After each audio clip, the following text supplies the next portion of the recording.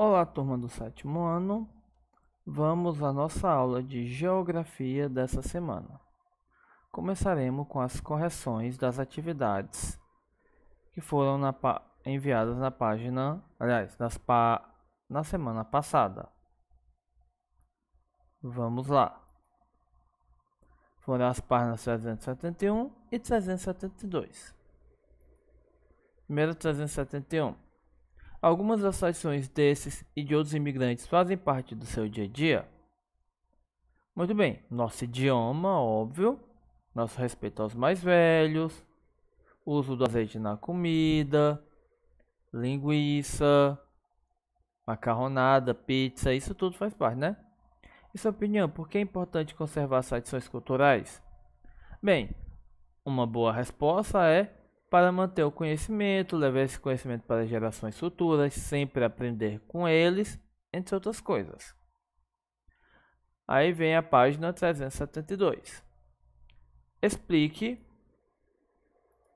com suas palavras, a estratégia usada pelo governo brasileiro para acelerar o processo de ocupação das terras do Sul no final do século XIX e início do século XX. O governo brasileiro iniciou uma campanha fazendo propaganda do Brasil no exterior para estimular a entrada de imigrantes. Muitos desses imigrantes enfrentavam crises econômicas e conflitos em seus países de origens. Eles receberam gratuitamente lotes de terra do governo. Observe as imagens a seguir e responda. Quais cidades são mostradas na imagem? Porto Alegre, capital do Rio Grande do Sul, e Curitiba, capital do estado do Paraná, né?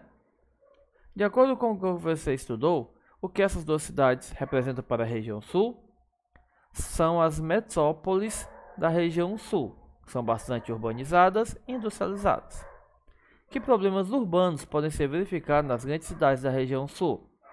Desemprego, falta de saneamento básico em muitos lugares, falta de moradia apropriada e construções em áreas irregulares, e sem infraestrutura, como encostas de morros e áreas de mananciais. Muito bem, terminando a nossa parte de correção, vamos agora ver os aspectos econômicos da região sul.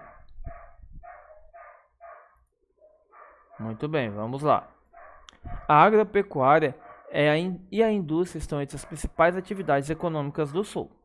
Com o uso de técnicas modernas, mecanização, a produção agropecuária da região é bastante diversificada, o que favorece o desenvolvimento da agroindústria, sobretudo o beneficiamento de carne bovina, suína e de aves. A seguir, vamos estudar mais alguns aspectos econômicos dessa região. Lembrando que lá, a agroindústria é importante, principalmente no cuidado com animais. Cuidado não, né? Beneficiamento de carne animal. Agropecuária. A organização do espaço agrário da região é resultado do processo de colonização dela ocorrido. Desse modo, as propriedades são em sua maioria pequenas e médias e o trabalho em geral é familiar. Esse é o tipo de trabalho, pessoal, que mais abastece o mercado interno de alimentação. As grandes fazendas, elas são para exportação. A maioria das coisas que consumimos no mercado interno vem de pequenas e médias propriedades com trabalho familiar. Essas propriedades produzem gêneros como feijão, mandioca, arroz e uva e fornecem alimentos para a população interna. No entanto, destaca-se também em grandes propriedades o cultivo da soja e do trigo, que atendem ao mercado externo. Paraná e Rio Grande do Sul, por exemplo, tornaram respectivamente o segundo e terceiro maiores produtores de soja do Brasil. O clima tropical no norte do Paraná beneficia a produção de café, cana-de-açúcar e milho. O clima subtropical nas maiores porções da terra também propicia o desenvolvimento de batata, cebola, aveia e cevada. Lembrando, a região sul, ela é a única região em que está em clima temperado. Então, as coisas que nascem em região tropical não nascem tão bem lá. Mas, em compensação, produtos alimentares, ou seja, plantas nativas dos climas temperados crescem muito bem lá, o que não acontece totalmente em climas tropicais. Ou seja, não se plantam algumas coisas, porém se plantam outras que também tem grande valor econômico e nutritivo. Continuando. Os principais cultivos de criação da região são na tabela abaixo. Trigo, né, sendo 90% da produção, arroz 81% e soja 37%. E bovinos, né, 13%, suínos 50% e aves 45%. Ou seja, em trigo, por exemplo, né, 90% da produção vem da região sul. Quase metade de toda a criação de aves e suínos do Brasil é proveniente da região sul. Esse fato, conjugado à presença de modernos frigoríficos na região, vem tornando os estados do Paraná e de Santa Catarina dois grandes polos produtores e exportadores de carne suína e de frango. Em 2016, as exportações de frango no estado de Santa Catarina representaram 26% do total exportado pelo Brasil. O estado do Rio Grande do Sul concentra a maior parte da criação de bovinos e ovinos lanados, que são as ovelhas destinadas à produção de lã, por esse nome, ovinos lanados, da região sul. A região da Campanha Gaúcha, desde o século XVII, abriga numerosos rebanhos e suas extensas áreas de passagem natural. Lá também, né, devido ao clima temperado, é uma grande produção de vinícola. Afinal, a uva é uma planta de climas temperados. A maior região produtora de vinhos do país está concentrada nos arredores do município de Bento Gonçalves, Monte Belo do Sul e Garibaldi, no Rio Grande do Sul. Herança da presença italiana. O vinho é produzido desde o século XIX no chamado Vale dos Vinhedos. Nessa região, a agroindústria é responsável pela elevada produtividade e as pequenas propriedades por preservar a tradição com o cultivo em menor escala. Então, por serem os italianos já terem um grande conhecimento, digamos assim, de séculos de produção de vinhos e vinícolas e tudo, e como eles foram em grande maioria para a região sul, produzir uvas se tornou muito comum para eles, né? Digamos assim, só mantiveram uma cultura que já tinha no seu país de origem. Nessa região, nas indústrias da região sul, né, existem importantes centros industriais. E atividades que mais se destacam são ligadas aos ramos metalúrgico, ou seja, trabalho com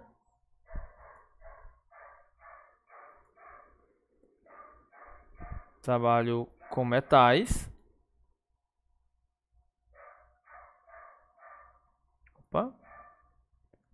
Automobilístico, carros, têxtil, tecidos e alimentício, né?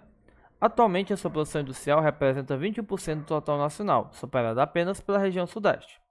Os incentivos fiscais, que a gente já viu sobre isso, oferecidos pelos governos estaduais, atraíram indústrias para a região, possibilitando também mão de obra qualificada e redução dos custos com infraestrutura de transporte e comunicação.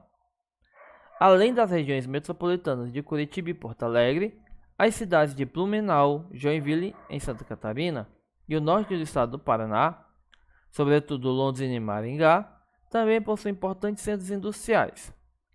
Desde 1975, vários municípios do noroeste do Paraná, como Cianorte, vem investido no ramo de confecções. Se eu não me engano, lá já é produzido o chamado algodão colorido, que é uma espécie de algodão que já sai naturalmente colorido.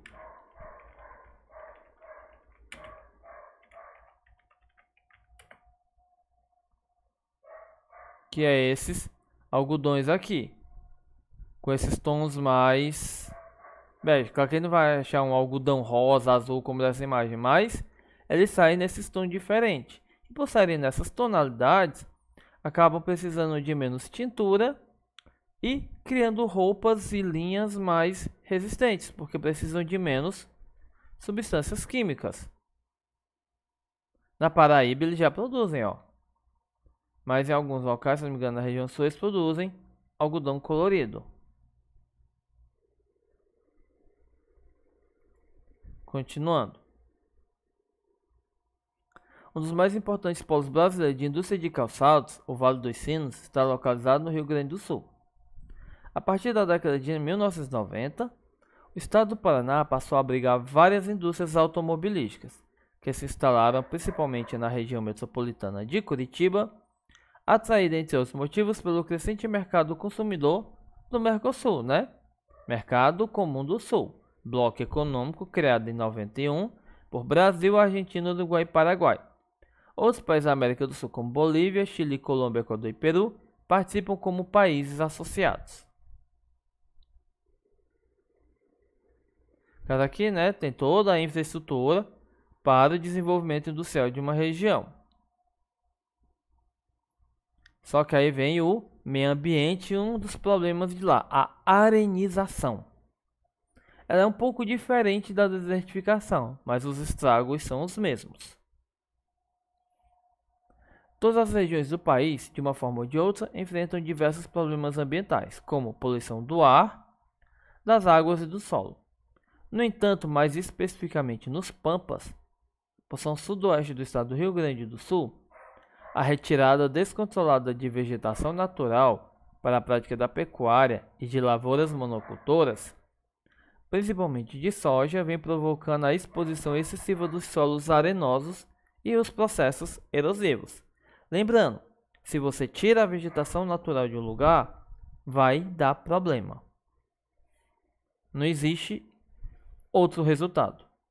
Observe na fotografia em cima uma área do município de Manoel Viana, localizado no sudoeste do estado do Rio Grande do Sul, onde nas últimas décadas o solo vem passando pelo processo de arenização. Nesse terreno, o escoamento de água da chuva dá origem às vossorocas, as quais, com o passar do tempo, são expandidas pela ação erosiva dos ventos. Tanto a água como o vento removem a parte do solo, deixando verdadeiros depósitos de areia expostos. O que? Eles tiram a vegetação. Quando chove ou vento, eles vão criando essas áreas aqui de areia. Essa área aqui de areia, ela é pouco ou nenhum tipo de, tem pouca ou nenhum tipo de fertilidade. Então a planta não consegue nascer como a areia de um rio ou a areia de um deserto, digamos assim. E eles vão se expandindo conforme vai o vento carregando mais areia, as chuvas causando erosão e vai ficando assim cada vez maior. Os agricultores locais se mostram preocupados com o crescimento do número de propriedades com arenização, pois isso representa a diminuição das áreas agricultáveis. Além disso, a expansão dos areais pode trazer prejuízos enormes em um futuro não muito distante, caso não seja contido o mais breve possível. E como é que se contém isso? Vegetação nativa em volta dessas áreas. Para quê? Para que com o tempo as raízes segurem mais a terra e não deixam o vento e a água levar, e as próprias quedas de folhas vai refertilizando a região e permitindo que as plantas cresçam de novo. Muito bem. Continuando. Aqui vem uma atividade, Página 377. 378, 380, 381 e 382. Muito bem. Essa vai ser as nossas agendas, ok? Nossa agenda será das páginas 377 a 382. Ok? Não se esqueçam de mandar o mais rápido possível. E com isso a nossa aula vai chegando ao final. Bons estudos e tchau!